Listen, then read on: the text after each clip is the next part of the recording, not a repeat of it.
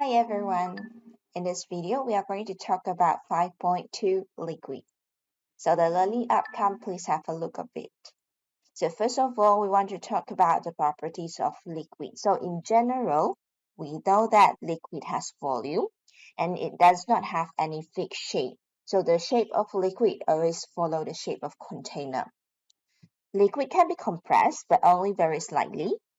It can diffuse, but it is slower than the gas due to the intermolecular forces of liquid is stronger.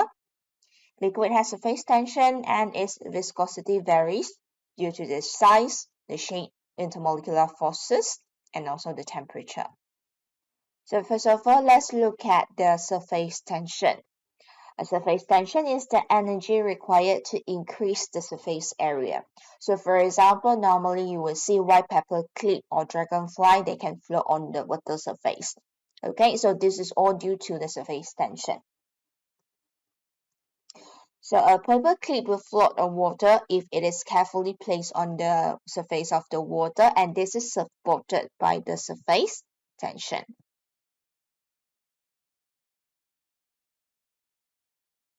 Today on Sci Guys, comparing surface tension. To start this experiment off, take your eyedropper and your first liquid, in this case we're using water with some purple food coloring in it. Fill your eyedropper with your liquid and gently drop one drop at a time onto the surface of your penny. Keep track of how many drops it takes before the bubble of liquid bursts. Now let's look at how many drops of liquid it took before each individual liquid's bubble burst. Water's count was 42 drops, and rubbing alcohol had 29. Dish soap took 26 drops, cream 39, and olive oil 33. Let's look at this experiment a little closer. The droplet of liquid on our penny contains lots of liquid molecules, and all of these molecules want to stick close together. The force that keeps them within close proximity to each other is known as cohesive force. The stronger surface bonds generate a net inward force, pulling the surface molecules toward the middle of the droplet, keeping the surface area of the droplet as low as possible and its molecules close together. This strong inward force causes the molecules on the surface to contract and resist being stretched or pulled apart, creating an almost elastic tension at the liquid surface, which is known as surface tension. Surface tension and its inward force is what gives the droplet its dome-like shape. Okay, so let's look at this diagram. The first sentence says that the molecule in the interior is surrounded by other molecules and being pulled equally in all directions. So these interior molecules represented by this diagram that are highlighted in yellow. Okay, so you can see every direction they have equally strength and then pulling in all directions. Then the second sentence here say that the molecule at the surface will feel the attraction from below its sideways and being pulled inwards and towards the liquid center. Okay, so this is the molecule on the surface. So as you can see that it's only being pulled sideways and inwards towards the center.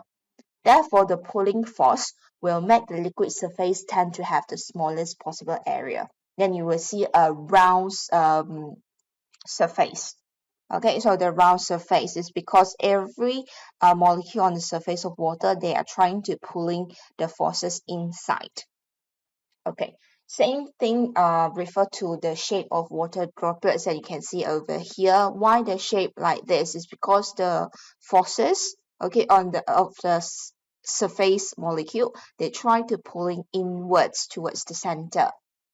Normally there will be in round shape, but because due to the gravity rate, so you will see a droplet shape like this.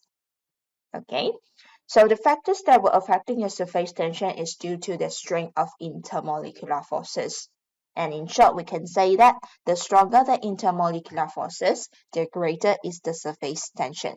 So don't forget, intermolecular forces is classified into your hydrogen bond, which is stronger than your van der Waals forces. And of course, van der Waals forces also we classify into dipole-dipole forces, which is stronger than our London forces. Next, we want to look at viscosity. Viscosity refers to the resistance to flow due to intermolecular forces between molecules. So in a simple words, you can remember this way. Low viscosity, we say that it has a smaller resistant, which also means that the liquid is easier to flow. So if you can see in the diagrams over here, we have a liquid which flows faster. This one, we can say that it has a low viscosity. Whereas the liquid in yellow over here, you can see it is quite difficult to flow as it is sticky. And then this one refers to it has a high viscosity. So we want to know that what is the factors that will affect its viscosity, how easy it is able to flow. So first of all, the size of molecule.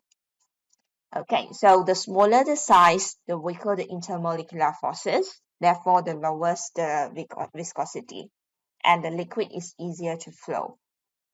Or vice versa. So you can say that if you have a bigger size of the molecule, stronger the intermolecular forces, therefore higher viscosity, difficult to flow. Second, we have the shape of molecules. So the shape here refers to the surface area, if you still remember. So spherical molecule have a smaller surface area. So when you have a smaller surface area, weaker intermolecular forces, therefore lower viscosity. Whereas if you have a linear or long chain molecule, you tend to have a bigger surface area. Bigger surface area contribute to stronger intermolecular forces and higher viscosity. Alright, so as an example, so over here I have two molecules, molecule A and molecule B. So both molecule A and B, they have the same size. Okay, they have the same size. But in this case, for molecule A, this one is a linear molecule, a long chain molecule. Okay, so a linear molecules tend to have a bigger surface area. So here SA stands for surface area, yeah? So bigger surface area, you have a stronger intermolecular forces and higher viscosity. Whereas in your structure B, your molecule B, this structure is a spherical molecule. So a spherical molecule will contribute to a smaller surface area and so on. But keep in mind that if you want to compare about the shape, the size must be almost the same. Then only you can compare the shape. Number 3, the factors is due to the strength of intermolecular forces. The weaker the intermolecular forces, the lower is the viscosity. And last one, the temperature. Higher temperature, lower viscosity. For example, if you can think about the melted chocolate or hot chocolate, they normally flow faster compared to a colder chocolate. Another example, you can think about the honey. Okay, hot honey and cold honey. Hot honey normally will flow easier compared to a cool honey. Okay, so this is about the viscosity. All right, next we want to talk about the process between vaporizations and condensation based on the kinetic molecular theory and also the intermolecular forces. So first of all, vaporization. So this process, we know that we change the liquid into gaseous phase. So during this process, kinetic energy of the liquid molecule will increase. Therefore, the molecule tends to move faster. So when they move faster, they will gather all the sufficient kinetic energy, and they are able to overcome the intermolecular forces. So at this point, they can escape as the vapor molecule. Second, the process of condensation from gas phase into liquid phase. So the kinetic energy will decrease. Molecule will move slower. When it is slow, it will not be able to get enough energy. So have no sufficient kinetic energy to overcome the intermolecular forces. So when they get closest together, they will tend to return to the liquid state. So the condensations happen. Next, we want to look at the factors that affecting the rate of vaporization. So in this case, we only talk about the rate of vaporization. So the first factor is about surface area, because during the process of vaporization, liquid will only escape from the surface area into a gas phase. So we say that the bigger the surface area, the higher is the vaporization rate. Therefore, this liquid is more volatile. or vice versa. Second factor is the temperature. So because temperature normally will link it to kinetic energy. Okay, so the higher the temperature, the higher is the vaporization rate. This is because more molecules at this high temperature will tend to have higher kinetic energy. So the total number of molecules they are able to escape from the surface increases. And it is easier to change into gas, or we can also say that the liquid is more volatile. And another factor is the strength of intermolecular forces.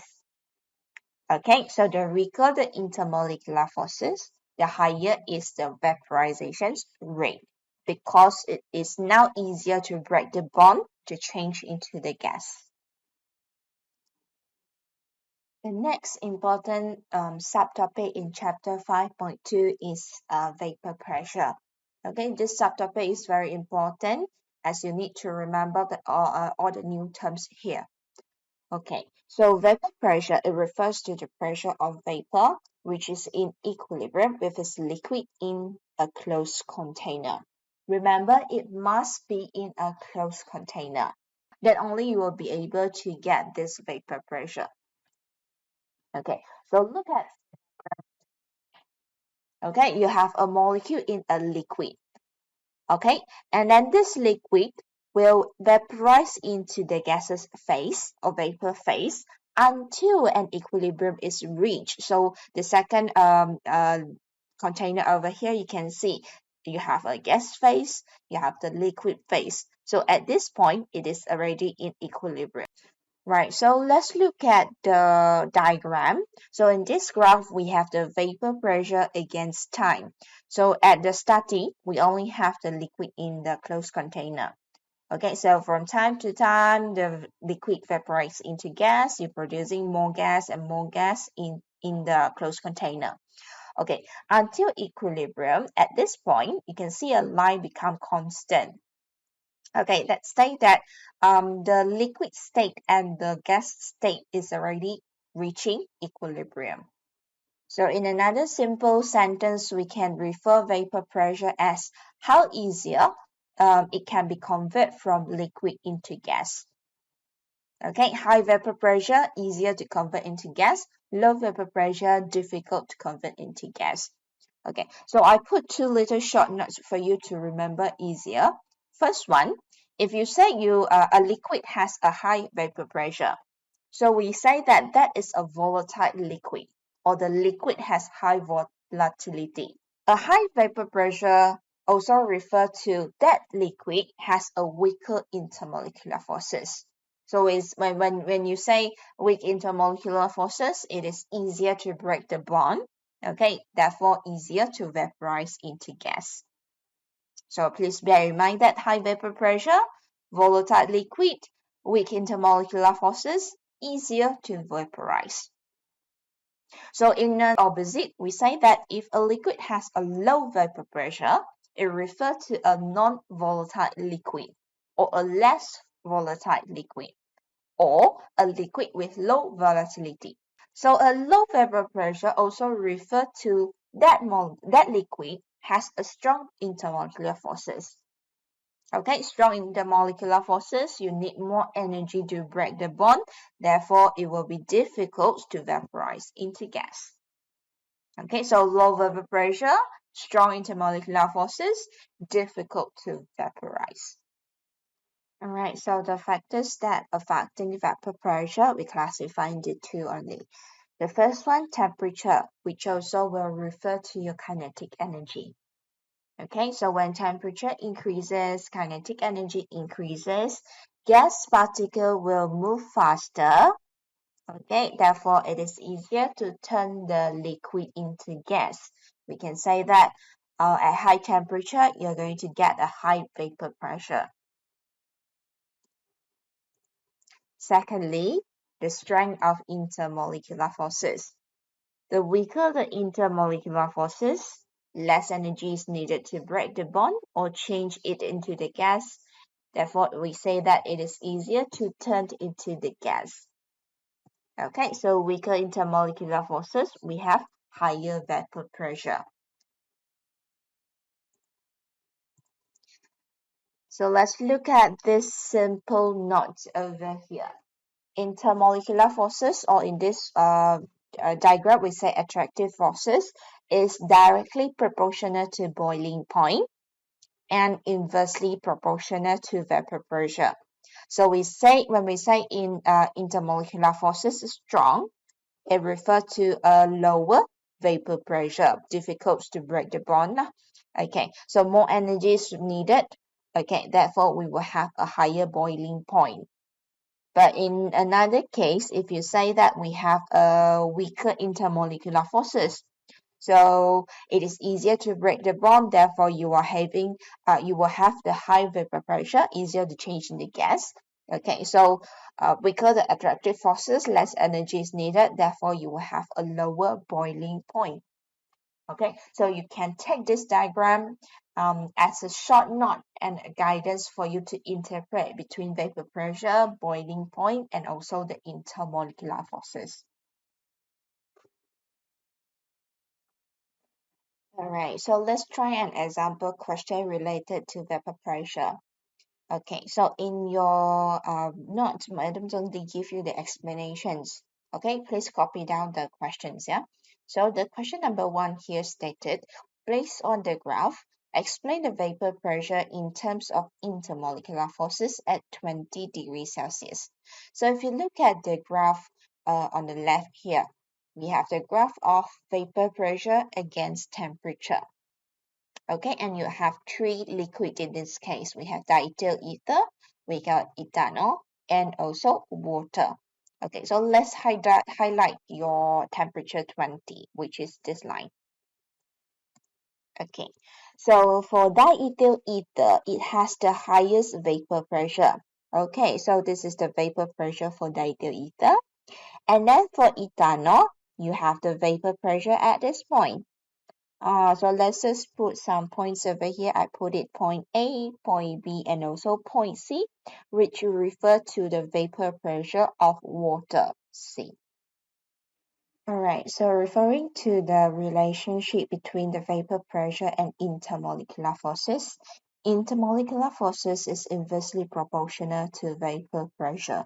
We can also write like this. Vapor pressure is inversely proportional to intermolecular forces. If you have a strong intermolecular forces, therefore you will have a low vapor pressure. Whereas if you have a weak intermolecular forces, you are going to have a high vapor pressure. So let's go back to our graph. Diethyl ether has the highest vapor pressure. Okay, so we know that higher vapor pressure will give us weaker intermolecular forces. Whereas for your water, okay, water gives you the lowest vapor pressure. So low vapor pressure indicate that it has a strong intermolecular forces. All right, now, if you have already get the idea how to compare between the the intermolecular forces and the vapor pressure, then let's come into the explanation in sentences. Okay, so at 20 degrees Celsius, diethyl ether has the highest vapor pressure. Okay, and this is due to its weakest intermolecular forces, or because it has the weakest intermolecular forces. So you need to also state why you know it is the weakest. What type of intermolecular forces each of the liquid has. So diethyl ether, if you still remember its formula, normally the formula will be given, so you don't have to worry. Okay, diethyl ether has this formula CH3OCH3. So this is a polar molecule. Okay, so it will have the dipole-dipole forces as the dominant force, or you may want to write also van der Waals, so both are accepted. Okay, so in the brackets over here, we need to write down the type of forces over here. A weaker van der Waals forces, okay, or a weaker dipole-dipole forces, both accepted. So it is easier to break this bond and vaporize into the gas. So the second goes to ethanol, but you don't have to mention ethanol because the factors is the same. So we straight away mention the lowest vapor pressure. Okay, so water has the lowest vapor pressure. Okay, this one is according to the graph. The reason is because it has the strongest intermolecular forces. Okay, strongest, why? If you look at the structure of H2O, we know that it is a polar molecule. And the dominant forces for H2O will be hydrogen bond. So in general, we know that hydrogen bond is stronger than the van der Waals forces. Okay, so in the brackets over here, you need to state, okay, stronger hydrogen bond. So when you have a stronger hydrogen bond, stronger intermolecular forces, it will be difficult for water to vaporize compared to the other two liquids. All right, the next subtopic we want to go into boiling point. As we have already know what is vapor pressure and intermolecular forces, it will also link to the boiling point. So boiling point refers to the temperature at which the vapor pressure of a liquid is equals to the external atmospheric pressure. That means it depends on the atmospheric pressure. If the external pressure increases, boiling point will increase as well. Okay, if the external pressure drops, your boiling point will also decrease. Next, the normal boiling point. Okay, normal boiling point refers to the temperature at which liquids boils when the external pressure is 1 atm. Okay, it is important that you recognize that normal boiling point, it will occur at 1 atm. Alright, so let's look at the graph over here. We have the vapor pressure against temperature for dilute ether, water, and also mercury. So if you look at this line over here, okay, this is when the vapor pressure is equals to 1 atm. So at 1 atm, diethyl ether boils at 34.6 degrees Celsius. At 1 atm, water boils at 100 degrees Celsius. Okay, and also at 1 atm, mercury will boil at 357 degrees Celsius. So recognize this one is the normal boiling point.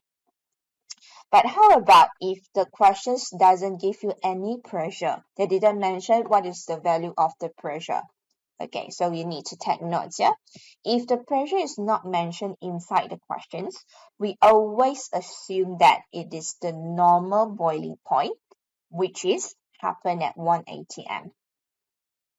Okay, so please pay attention to the informations given in every questions. No pressure, that means that is the normal boiling point. Okay, normal room pressure, which is 1 atm. All right, next let's talk about the factors that affect the boiling point. Boiling point depends on atmospheric pressure and strength of intermolecular forces. Both of it has a directly proportional relationship. Okay, so at low atmospheric pressure, less energy is needed to let the vapor pressure equals to the atmospheric pressure. So it will going to have a lower boiling point. So it refers to the definitions of boiling point just now. Okay, higher atmospheric pressure, higher boiling point. Lower atmospheric pressure, lower boiling point. Okay, don't forget that boiling point says that it is the temperature at which the vapor pressure equal to the atmospheric pressure. Okay, next factor is the strength of intermolecular forces.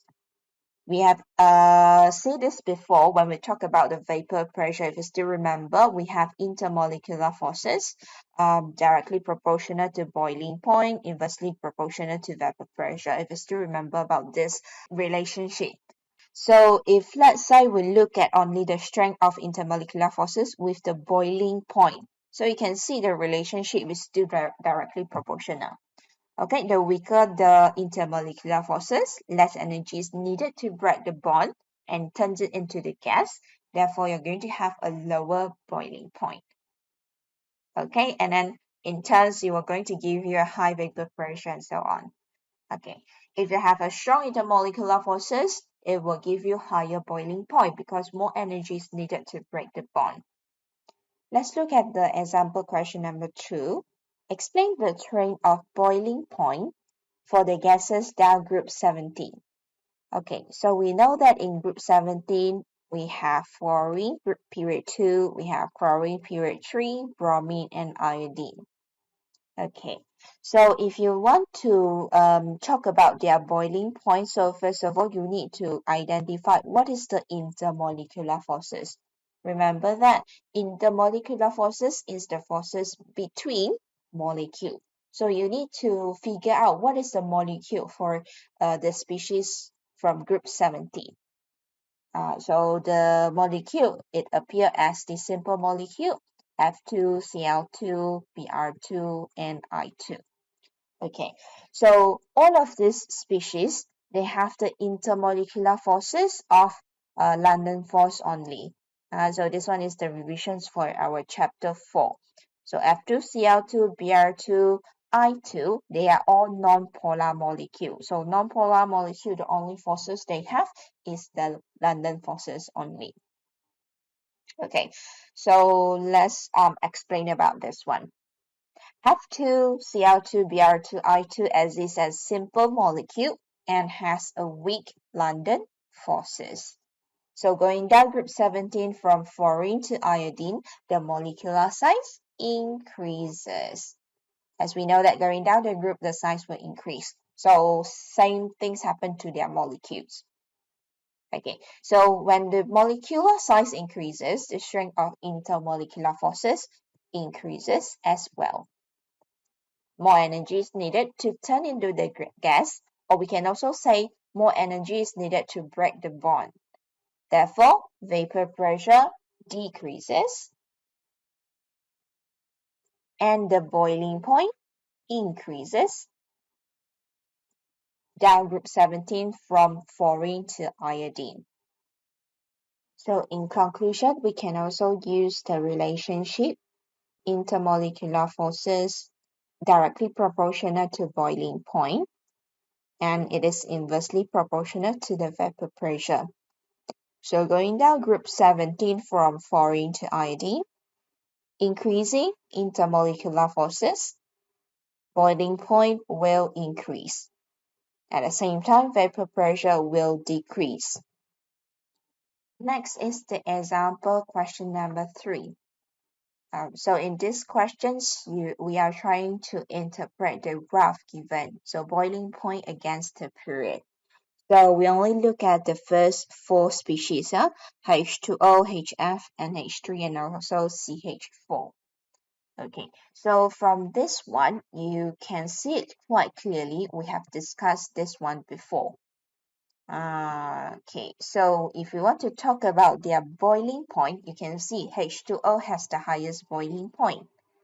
Okay, H2O has the highest boiling point, followed by HF, followed by NH3, and the lowest boiling point go for CH4. Okay, so the reason very simple. It depends on the intermolecular forces. So for the CH4, we know that it is a non-polar molecule. Okay, and it has only the weakest London forces. Comparing to our H2O, HF, and also NH3, all of them are polar molecule. Okay, and their dominant forces will be hydrogen bond because the hydrogen is directly attached to FON. So you need to explain why H2O has the highest boiling point, why NH3 has the lowest boiling point. Okay, so I only give you a few explanations, important explanations over here. You might need to include the explanation for CH4 on your own.